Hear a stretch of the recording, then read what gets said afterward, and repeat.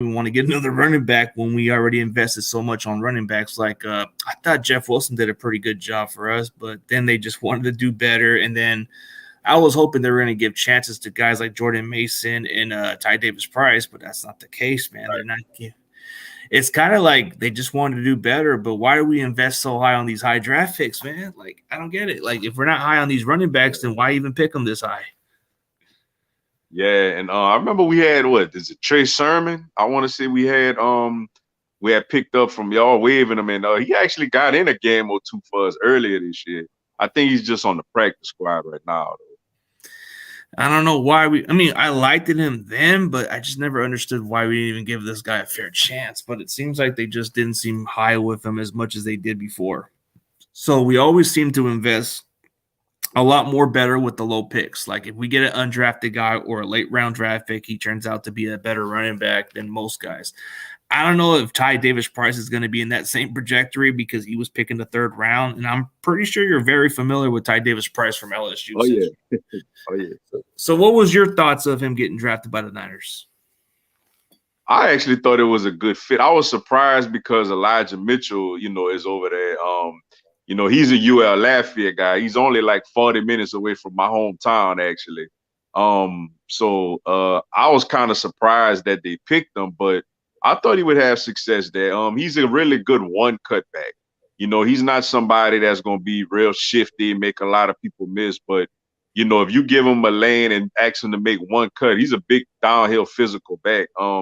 He had like 280 something or 90 something yards against Florida, a couple of seasons ago. So, yeah, he's a big time back, and I thought he would do well if given an opportunity in that system. Yeah, I thought it was a little bit of a reach at the time because I didn't know who he was. I just only see what I've seen. And I said, man, he was like, what is it, a 1 year starter there, I believe? Yeah, he started 1 year though. He got some carries on that 2019 team with Burrow, Chase, and Jefferson and them. He kind of was spell Clyde Edwards-Helaire here and there. Yeah, it was just kind of like I didn't hear about him then, but then when I saw what he did last year, like in college, like in the second half of the season, he was getting a lot of those big runs. So that's what kind of like got my attention. Like, okay, he was a little bit of a high pick, but man, it's crazy. Like, we just keep going for these other running backs, and then we just realize, why do we even spend that high on a high pick running back? It makes no sense. And then they just go all in for Christian McCaffrey. Like, I was like thinking, why are we pulling some moves like this now? Like, it didn't make sense then to get Christian McCaffrey. Like, if you got Jeff Wilson, why are we changing everything? Right. But it worked out. It worked out for y'all, man. And he's dynamic, man. He's real dynamic. Was arguably the best back in the league a couple of years ago. It's just he had these nagging injuries, like hamstring and ankle injuries, lower extremity type of injuries. But you could see this year with him being healthy, just like that was a 65-yard run he had against Seattle, in your wild card matchup, you could see the explosiveness he had, which is something that, y'all didn't quite get from the other backs y'all had. They were more powerful, physical backs, but a guy like that who you could get in space, he could make a lot of things happen. Yeah, he could. He's explosive as a receiver in the backfield, a good runner. Like we've seen some of those big runs. But so what concerns you about Elijah Mitchell since he's already like healthy and coming off the injury and he's already like he did pretty well the last game? Yeah, he's physical downhill runner. Like I said, and he's confidence growing. I mean, he was y'all lead back, last season for another NFC, championship run. So, y'all got the flashiness and the more of this quickness with McCaffrey, and then Elijah Mitchell could come in there and lay the hammer. Especially he's gonna have fresh legs. He's not gonna probably get a lot of touches like that, but the touches he do get, I know he's gonna try to lay the number and make the most of it. Yeah, he's kind of like that one player that everybody's slipping on this year because he's coming off an injury. But as far as your running backs, how do you feel about Miles Sanders and the rest of your running back groups? I like him. Miles, at times we could kind of get away from the run a little bit with Miles, which does frustrate the fan base at times. But Miles is big time, man. He's having a career year. It's a contract year. I don't know if we'll necessarily be able to keep him, after this season. But he's had a career year, made the Pro Bowl this year. Got a nice burst. If he get into open field, he could take one to the house.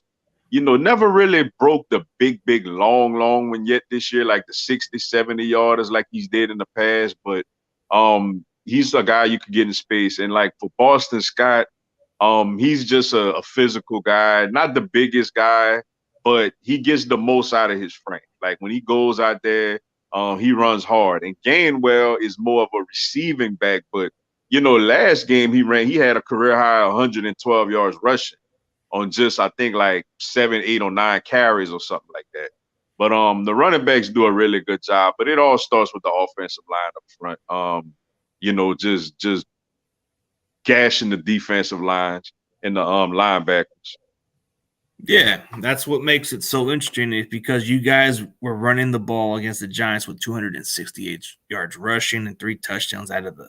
That's going to be a tough task to deal with. I mean, when you look at the Niners, the way they play against the run, that's going to be something that we're probably going to have to force Jalen Hurts to throw the ball more than he usually does, and probably going to be a lot of pressure, but it has to come down to your running game to at least do a little bit more, Yeah, especially another fact is Jalen Hurts himself run.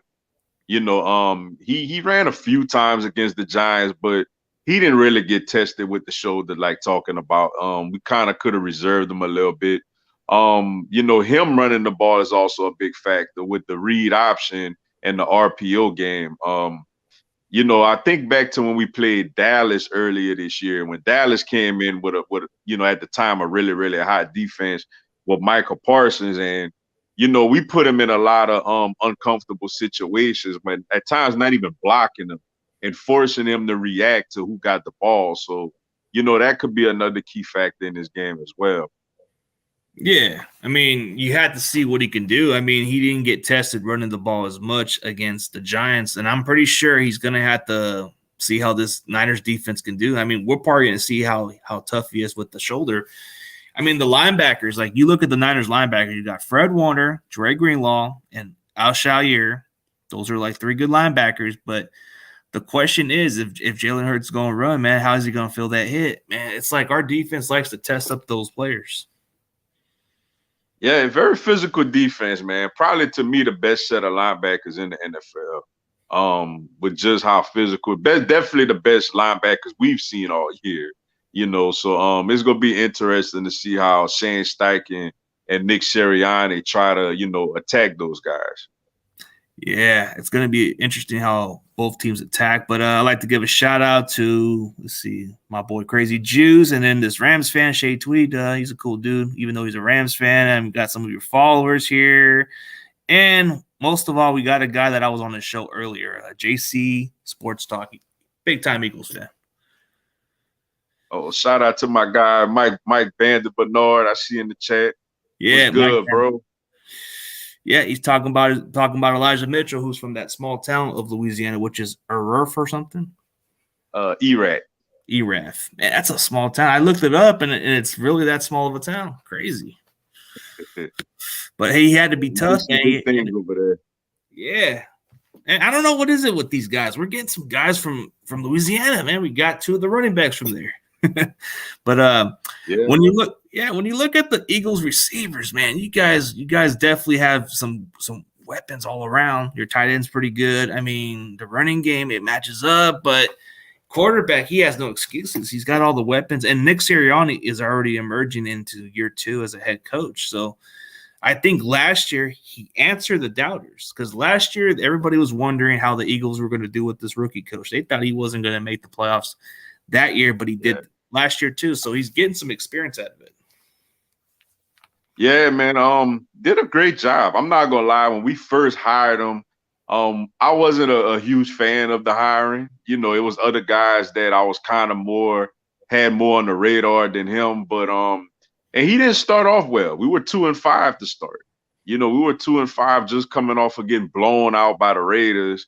And then he made like a little comment to like a flower, and we just sitting here like, man, what we done got ourselves into. But they did a good job, finished strong, made the playoffs, got beat pretty handily, but it was a good experience just to get in there. And then this year with all the personnel, moves we made, they did a good job. They him and the coaching staff did a really good job. Jonathan Gannon, though he does get a lot of heat from the Philly fan base. We used to the Jim Johnson blitzing all the time type of defense, and he's more of a let's drop back and rush with 4 or 5 type of D. But he's done a good job also. I feel like Shane Steichen or Jonathan Gannon, one of them gonna probably get a head coaching job, I would think. Well, your DC has been getting some interviews, that Jonathan Gannon. I'm hearing a lot of praise about him. Like, he's done a pretty good job for your guys' defense, despite how a certain fan base feels about him. But D'Amico Ryans is making a strong case for a head coaching job also. So it's like, this guy, like, he was once a player for the Philadelphia Eagles and the Houston Texans. So this guy knows defense. Yeah, man. One of the best linebackers we've had. Just was very, very cerebral.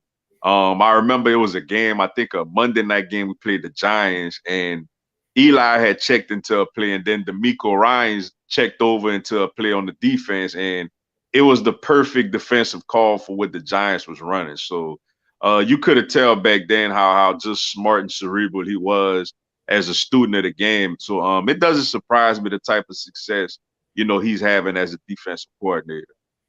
Yeah, he's already passing the knowledge to guys like Fred Warner, Drake Greenlaw, and a lot of those guys are picking his brains, and it's kind of interesting how he hasn't, like, I mean, he wasn't like out of the league that long. I mean, he played like, what is it, like 5 or 6 years ago? It wasn't too long ago, but he still has it. Like, he still feels like a player in the field.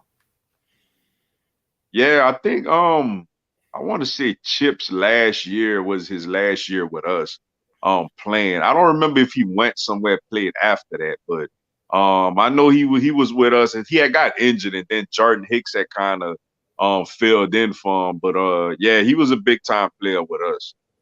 Yeah, for sure. Oh, shout out to one of the fellas. I don't know if this is on your channel, but shout out to them. Mr. Marshall gave you, I guess, a $1.99 donation. Fly Eagles and Fly Niners have no change against us. Not sure if it's on your channel or the network. Right, not sure neither, but shout out to you. Shout out to you, but let's see how it goes. But so if we're looking at the matchup wise, okay, like, just as a fan of the team of your team, like, what concerns you more about the Eagles that could be where the Niners can expose the most? For me, it's the middle of the field defensively. George Kittle is the guy that I fear the absolute most on the Niners offense. We got really good corners, when it comes to coverage, but at times our linebackers are not great in coverage. And CJ Gardner Johnson is a really good, kind of off the ball type of player, a guy that kind of roams around and gets interceptions going into other places. But we don't really have a guy that could go one-on-one, with George Kittle. So that's the matchup that kind of worries me a lot as far as, I feel like if we could maybe do a decent job against the run, with the front we have, and we could maybe do a decent job against the receivers on the outside, but it's George Kittle in the middle of the field attacking our linebackers and safeties is what really scares me the most about this matchup. Yeah, it sure does. I mean, it's kind of hard to figure out George Kittle at times. I mean, you would either have to be physical or play a little dirty towards him. You gotta, like, take the playbook out of what the Cardinals did. Buda Baker does. He takes that cheap shot out of him, but it's hard to take Kittle out of the game. So even as a blocker, that's the scary part too. He can open up the running games. Yeah, he's big time. Yeah, and on the other side is how healthy is Lane Johnson. He didn't really get tested that much last week. The Giants don't really have a great, Kayvon Thibodeau is a nice young player, but he's a young guy who hasn't really scratched the surface yet. But it's a whole new battle going up against Nick Bosa. Yeah. A healthy 100% Lane Johnson, I feel like it'll be a great, great battle with them. But I'm concerned that, he re-injures himself, or he's not quite himself going up against Nick Bosa, because him out of the game for us is a huge drop off at the right tackle position. Absolutely. It could be concerning for that. You want to see how he's tested against one of the best edge rushers out there, like Bosa and quite a few other guys. We got some guys who can be very physical and effective. So, like, okay, as far as what concerns me facing your Eagles is I think it can be like a field day with your receivers. I think besides A.J. Brown, it could be scary with Devontae Smith having a monster game. But as I watch those two playoff games, I'm feeling a little bit concerned, a little bit, because I've seen Lenore kind of step up to the plate and shut down those number two receivers downs. But it would be kind of scary to see two receivers break out. I mean, I would say maybe Dallas Goedert comes off of game, maybe that's scary, but we limited Dalton Schultz to like 5 catches to 27 yards. So it's like, I feel like if the Eagles offense can get to an explosive start and our coverage misses up a little bit, that can be kind of concerning. Maybe you guys have a quick lead or something, and maybe that will be hard for us to catch on because, you guys are playing well. And if we come from behind, it's going to be difficult to stick with the formula. Yeah. That's a matchup I like as well, but got to protect. Oh, okay. So I guess let's see what this dude said. Why should we be scared of the Niners? Okay, I think we give you guys more of a physicality matchup. We impose your will. We're going to take away your strength a little bit, and we're going to force you to do something different. Like, we're like that python. We're going to squeeze the hell out of you guys and make you do something different. Yeah, it's going to be a good matchup. It's the best team we've played all year by far. Yeah, like I think even for you Eagle fans, I would think there's maybe a little concern, like he just said, like George Kittle's going to be a tough matchup. The in the backfield, like in the middle, that's going to be hard to do because that's some of the weaknesses. We have Christian McCaffrey who can catch up the middle. Also, we got different weapons. Like Deebo Samuel is not some ordinary wide receiver that you have to shut down. He might even be a factor as a runner. Mm-hmm. There's a lot of weapons over there. Yeah. There's a lot of versatility that you got to deal with, but like I said. Yeah, definitely. So as far as like your matchup, I mean, like I know it's like when you look at it, like who has to be that one player for the Philadelphia Eagles to be that X factor on offense that you think, hey, if he steps up, we have a better chance to win this game? I know it's kind of low hanging fruit, but I'm gonna say AJ Brown.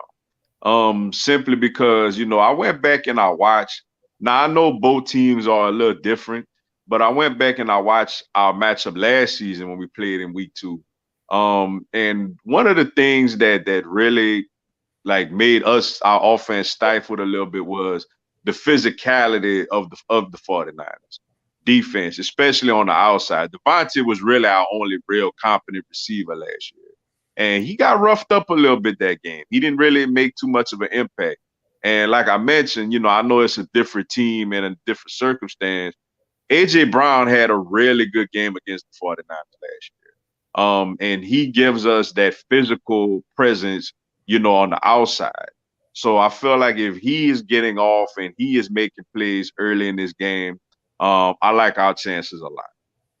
Yeah, if he becomes the X factor, that would definitely be a concern for the Niners defense. If we can't shut this guy, then it's going to be a long day. Depends on how you guys are able to balance your offense. If I would think what would be concerning besides AJ Brown is if you guys get your receivers going. Like if you get Devontae Smith on a field day, that can be difficult to defend and it probably be a hell of a game. But if you guys can do it all in one, this can be a long day going forward. But I think the concern factor is if we can exploit up the middle, like you said, if we can get Kittle involved more in this passing game and make it more hard for you guys to come from this game, then it's anybody's ball game. But I see your run defense can be a little tired out in the late in the game. But other teams like the Giants, the reason why they weren't able to stick with that formula was because they were far behind. So when you can't just run the ball when you're that behind, even though Barkley was averaging 6 yards a carry and didn't really matter at that point because you guys were playing great defense at that point. But if you keep it a close game, I think that's where the Eagles have struggled. If they keep a game close, that's where a team can run the ball effectively better down the stretch. Yeah, and you look at our losses, especially like the Washington game where Hurts. That's the only game we lost when Hurts started. They controlled the clock a lot on us. They ran the ball on us. Played keep away and made a couple of times. Like Heineke wasn't great necessarily in that game, but besides the strip sack we got on him like in the first drive of the game, he protected the football. And he kept our offense off the field. So yeah, like if San Francisco comes out there and runs the ball on us and convert on third downs to keep the ball out of our offense's hands, it could make things that it could definitely make things a little more difficult. Yeah. And I don't know about concern about us not playing outside the time zone. I think it's more about how we are able to adjust. I think most teams would rather play more close to their home field and not have to travel too much. But I think we've played outside the time zone before where it was down Mexico. Mexico's a different time zone. It's not the West Coast, none of that. But Eagles, most of their sacks, yeah, they lead the lead in sacks because their defensive line is outstanding. So you have 4 of your players that have double-digit sacks and been consistent. So when you look at your defense, like I think matchup-wise, you guys will probably give us the most problems. But I think if we play up to our game and just do what we do, it can be anybody's game. But I feel like it's not a concern. I feel like this game's going to be very close. It's not going to be a blowout like how some Eagles and Niner fans are even saying. I think we're looking at it as a low-score game, maybe in the 20s, maybe for both teams, or maybe, hey, it wouldn't surprise me if it goes up in the 30s for both teams. Who knows? Yeah, I definitely see more of a lower scoring game. The Giants, we just I know some people thought it would be a close game because the Giants coming in so hot and the Eagles kind of, struggle down the stretch. But from a personnel standpoint, like they didn't match up with the Eagles, and we knew that coming in. So yeah, I expect it to be a close game. I mean, these teams are very, very close when it comes to just a talent. I think these are the 2 best rosters left in the whole playoffs. Even with the AFC side. Yeah, I think roster-wise, you got 2 teams with a complete offense, defense. They're in between the top 5s, if I'm being honest. Like your defense is there, our defense is there. It's evenly matched. But do you feel concerned about your special teams, or you think your special teams have done a lot better than expected? Our special teams have actually been terrible this year. Besides our kicker, Jake Elliott has been awesome this year, but the punting game is not very good. In the return game, I mean, we never popped the return. I think Boston Scott had one where he got across the 50 against Chicago, and that's like the only nice return we've had all year. The coverage has been better. The coverage was bad in the Green Bay game, but ever since then it picked up and it's been a lot better. But special teams for us isn't great, but I do like the fact that Jake Elliott is somebody, at least up to this point, we could count on to make big kicks if we need.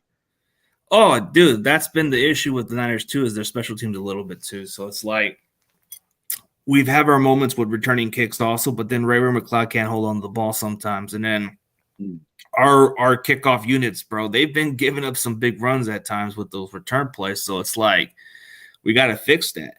As far as like our kicking game, Gold's kind of been consistent, but in the playoffs, he hasn't missed a kick, so that's a good thing. But our punter's been okay.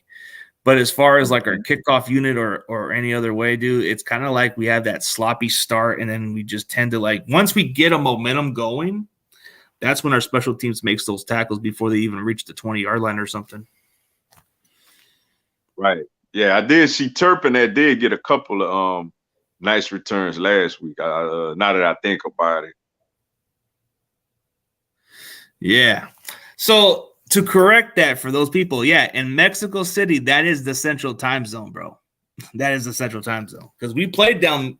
I mean, yeah, we haven't played the East Coast. I know that's been 10 weeks, so we'll correct that part. But yeah, when the guys said we haven't played outside the Pacific time zone, it was actually in Mexico City, which was not that long ago either. That's a crazy stadium to go to. Is Mexico City at that Azteca? What is it? Estadio Azteca, dude? One of the most historic stadiums. Yeah, a lot of altitude over there also. Yeah, and I was kind of like surprised how we just go all the way down Colorado. We go all the way down Colorado to Colorado Springs to practice in that altitude. And I was like thinking, what does this have to do with it? It's not going to be that cold over there. I didn't know at first, but they were prepared for it. Yeah, that altitude is something out there. Yeah, and we tested up pretty well. So Philadelphia, it's going to be a great atmosphere with your fans, man. Like you guys got some Oh crazy yeah. fans out there. Yeah. Yeah, Seems to I'm be. looking forward to it, definitely. They ramped up and they're ready. They're gonna be this is the biggest game in 5 years over there, since we played Minnesota in the NFC Championship game in the 2017-2018 season. So yeah, I can't wait to see the atmosphere. Gotta keep them engaged in the game. Oh, here's a good question for one of your fan base. Is Avante Maggs coming back in the slot? Which I've heard his name pop up for you guys. Like he's one of your slot corners, right? Yeah, he's a slot corner. He's practicing right now on a limited basis. Coach Nick Sirianni said, we're gonna see, but it sounds encouraging. It sounds like we did keep him out last week. But if he comes back, that would definitely be a big help. We could move Chauncey Gardner-Johnson back to the high safety role and have him in the slot. Though Reed Blankenship did a good job filling in, when Gardner Johnson was injured, and then when he came back, he had to play in the slot. So, but to get him back in that high safety role where he's good at, reading and reacting and making plays and getting interceptions, it'll definitely help the defense out if Maddox could go and he could be himself. Yeah, absolutely. Like getting somebody back from the injury does make a difference for your team. I mean, he was kind of like your solid corner, and then you had some other guys coming out. So what kind of makes it so interesting about our defense was before the season, Ward was supposed to be our starter, but we got Deshaun Gibson we picked him up randomly. Like we didn't know what to expect. And then he ends up being the difference maker also. So we're like thinking, I guess we can't put Ward back at safety at this point. So let's just put him at the slot. And I was kind of critical about having this guy play slot. I'm like, dude, this guy gets beat a lot. Like, what the heck? And then he's kind of made some opportunities with some tip passes and got a couple of picks. And I'm like, okay, I guess he's doing fine. But, man, it's kind of risky to put Ward at those spots, Yeah, and I mean that safety Hufanga, he's a big time player too, man. Looks like a Palomalo out there, the way he just runs around and stuff. But he's been a pleasant surprise and really, really good also. Yeah, he was trained by Troy Polamalu too. Yeah, I heard he's Polynesian as well. So yeah, you could see it. Like it was one play against Dallas when he ran up to the line and he looked exactly like Palomado out there. And I was like, He was wow, man, running this guy. Oh yeah, like this guy's big time, man. Yeah, he was running off the blitz right there, and it looked like he almost screwed up the coverage. But lucky for us, we were able to stop Dak from that play. So it was like, damn, dude, like Hufanga could be gambling at times. So that might be what makes him so interesting, is he could be unpredictable. Right, and that's how Palomalo was, man. Like and what was so great about Palomalo, he timed those blitzes perfectly. Like as soon as the ball was snapped and the O line opened up, he was right there. He even had one where I think he dove over the line right at the snap of the ball, which is crazy. Yeah, it was, and that's what made him so interesting, was the way he was able to be in position to do what he does. It's ridiculous. But when you look at Hufanga, his speed doesn't really translate the way it looks like, but he makes up for it with his intelligence and the way he plays the game. So it's like, this guy just has a good instinct of the game, and getting somebody like Deshaun Gibson was a steal pickup. I didn't think this guy even still had it, and I'm like, damn, I guess he's leading the team in the interceptions this year. Yeah, first team All Pro, man, big time year for him. Yeah, but Gibson's leading the team, and he's not even in the Pro Bowl this year. But he was pretty good for the Jags, and he was good for the Browns at one point. So getting this guy at the peak of his career. Yeah, and sometimes it goes that way. Like you get guys that kind of bounced around a little bit. It reminded me the Super Bowl year when we got Patrick Robinson. We just was thinking he'll be more of a depth addition. He ended up being one of the better nickel corners in the whole NFL that season. So it happens like that, man. You bring veterans in and you give them a situation where they could actually compete for a championship. You'll be surprised what you could get out of them sometimes. Yeah, this is a good question from this guy. Will SF use Hufunga to spy on Hurts? That I don't know. I think we'll probably either use one of our linebackers. I think it's either going to have to be Greenlaw or maybe Jimmy Ward. Who knows? I mean, I think it's possible whoever's in that assignment and they see Hurts run, they're going to probably have to follow him at that point. So I'm intrigued how Jalen Hurts is going to have to test himself. I want to see how he's going to test by running the ball. Let's see if he can run it and take the hit. I mean, you got to see how he's built for this. I mean, he didn't get tested against the Giants as much because he only ran it 4 different times. Yeah, the Giants didn't present too much of a challenge. But I'm ready to see. I'm ready to see how he handles. Everything is kind of, a lot of people wondering about Purdy, playing on the road in this type of environment. I want to see how. I'm very excited to see how Jalen Hurts come out in such a big game and leads this team, to try to get to the Super Bowl. Yeah, we want to all see what Brock Purdy could do, actually. We want to see what he's made of in this environment. I know he hasn't been tested in a further distance. Okay, this is the true test. Let's see what this kid's made of. And I guess he's comparing your team, your baseball team, to the Phillies, I guess. Dude, it's a different ball game. We'll see how this kid's made of. I think we'll see if he can handle the pressure because the Eagles have some dogs on the defensive line. They'll be able to rush to him. The question is, how can he overcome it? I mean, Cowboys defense may not be as good as everybody says, but man, they were playing their hearts out there. Nah, they played well. They played very well defensively. They was inspired. They flew around. And it wasn't just, Michael Parsons. DeMarcus Lawrence played well.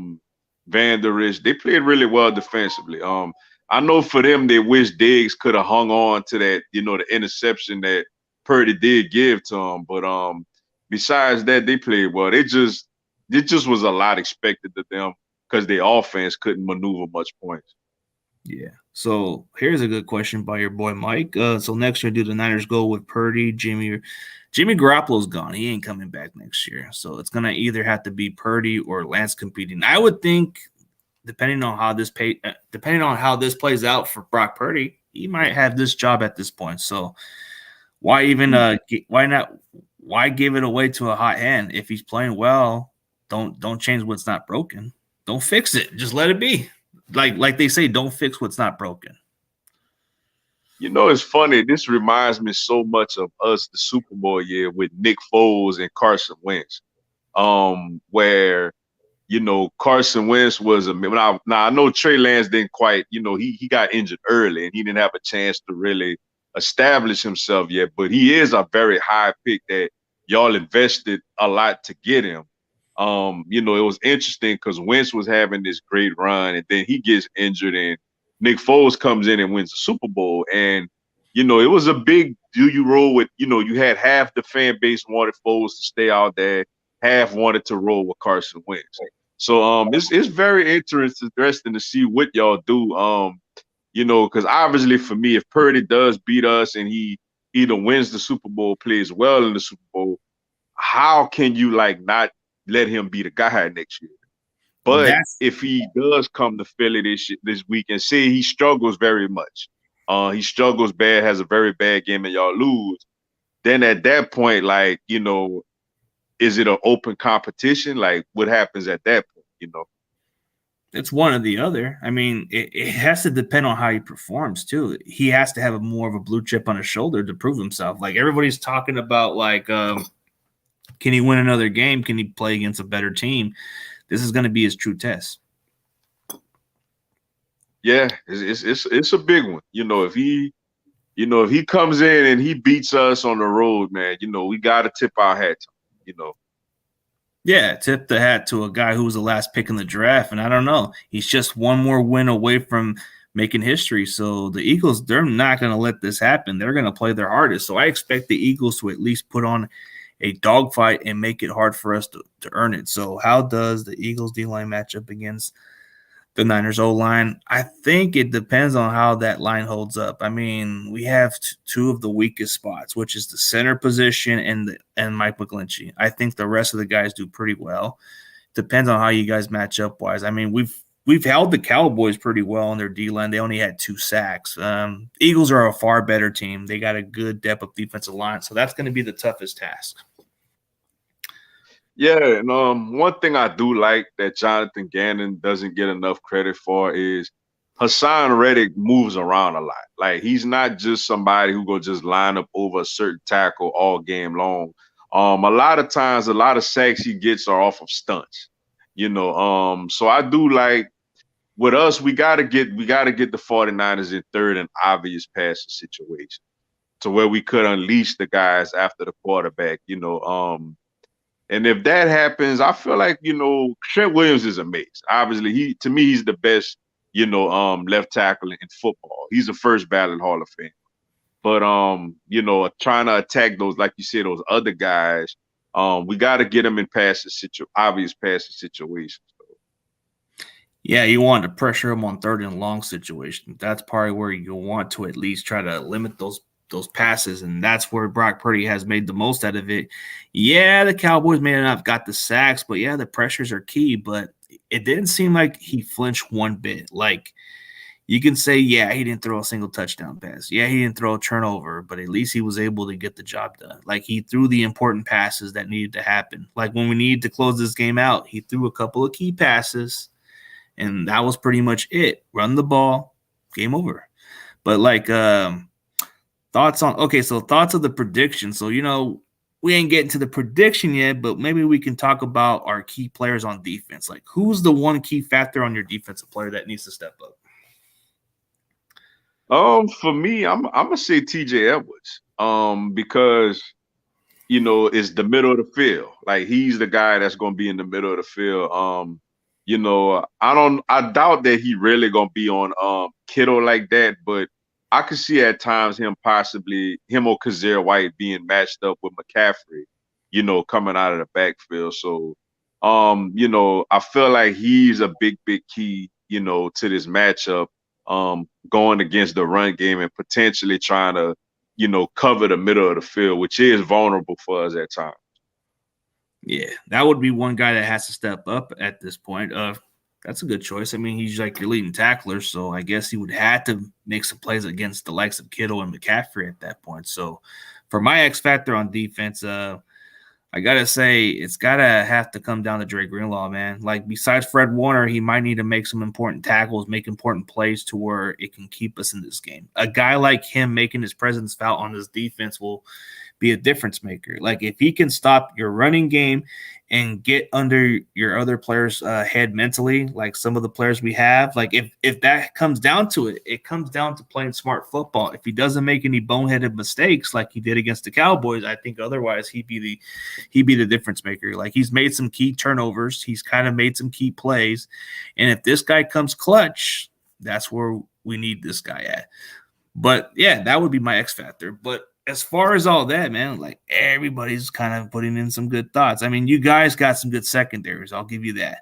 So let's see. We'll answer a couple more questions before we end the show, and then we'll do a score prediction after that first. So questions for your guests. Okay, so shout out to my boy Jay Aguayo, which he's a Niners fan. Question for your guest: if he was an offensive coordinator, how would you attack the Eagles? Yeah, like I've mentioned, the middle of the field. With the tight ends and running backs out the backfield. The corners, I mean, they're human. They could get beat, at times, obviously. But my biggest thing would be play action passes and try to hit the Kittle in the seams. Yep, he just said it pretty best, Burn Ballsack. I think he said it best about Kittle being the one guy that can be in the middle, be a scary factor. So we're getting close to the final of these questions, but let's go with the score prediction since we're going to go by that, and then you tell me why you choose that score prediction. I know realistically we're probably going to choose opposite sides of the ends, but right.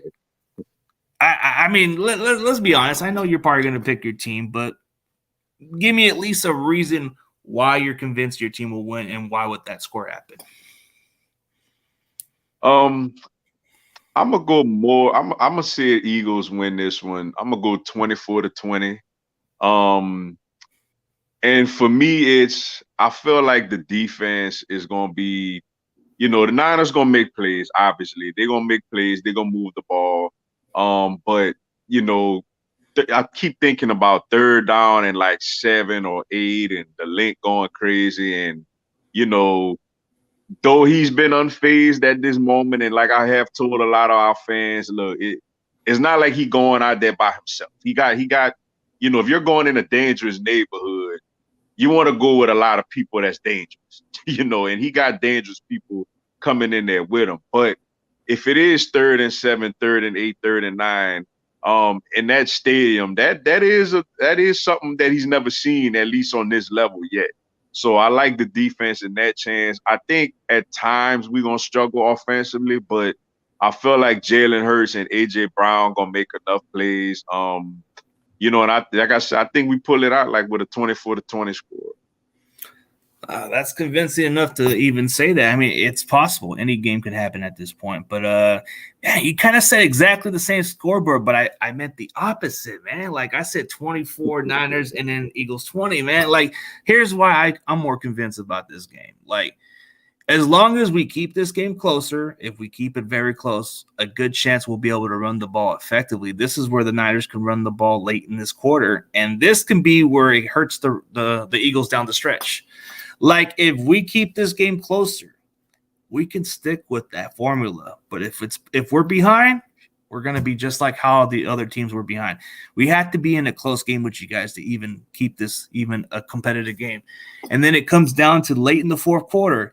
Maybe this is the play where we run the ball. Maybe this is the play where McCaffrey runs it, or like your boy Elijah Mitchell runs it in for that touchdown play. That could be the difference maker. Maybe that's the play where Elijah Mitchell runs into the end zone, and then he goes in and looks for you and say, "Hey, where's Mr. Dugas?" No, I'm just playing, man. But I think that can be one of the plays. It could be one of the key plays, but it's going to be a close game. I think the Eagles physically are going to bring a tough matchup. They're going to get the Brock Purdy. I think what's going to make Brock Purdy stand out is he's going to have to learn to adjust against this type of defense. And like you said, the crowd noise is going to be a little different. But I think either way, it's going to be very convincing by how we look at the score prediction. You said it differently about how I think of it. But if we keep a close game with you guys, we can stick with that running game. Yeah, that is key for us to get out to a lead, kind of put a little pressure on them. And for us, we got to stay the course. This is not going to be easy. This ain't the Giants, or a lot of teams we've played this year. This is a team that's our own size. We bullish, they bullish. So for us, it's just about, the quarterback gives me so much confidence because not just with his play, but just his leadership, just the fact that he's been at Alabama, at Oklahoma, he's been in these big time type of games, and he's done his thing. So the way he leads this team, the defensive players we have, the hungriness of this team, I'm excited. I'm excited, and I just, not that I say I can't see it, because it's very possible. I wouldn't be shocked, obviously, before tonight. I'd be upset and hurt, but I wouldn't be shocked, like, oh my God, I can't believe we lost to them. But we got to come out there and we got to play well, and I feel like we're going to do that at home with this opportunity in front of us. Yeah, it wouldn't surprise me how that would come. It wouldn't shock me because I know you guys are a good football team. I just think when it comes down to it, I think whoever wants it more is going to win it. So it's not going to be a shocker if you guys win, and it wouldn't surprise me if we win either. So I think the fact we're like the top 2 seeds in our conference tells us how good we are.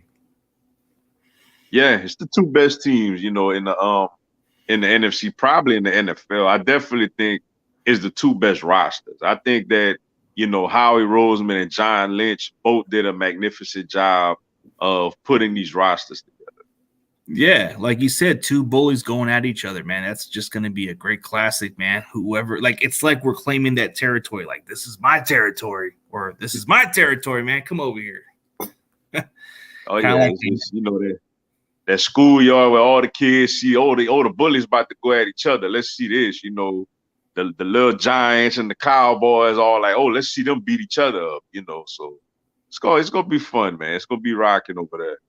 Yeah, man. Definitely appreciate you on the show. But for anybody else who's not too familiar with your channel, can you tell everybody where they could find you through your social media platform and what do you do on your content? Yeah, y'all check me out, Mr. Dugas on YouTube. And on my Instagram, Mr. Dugas _ 1986. Facebook, Courtney Dugas.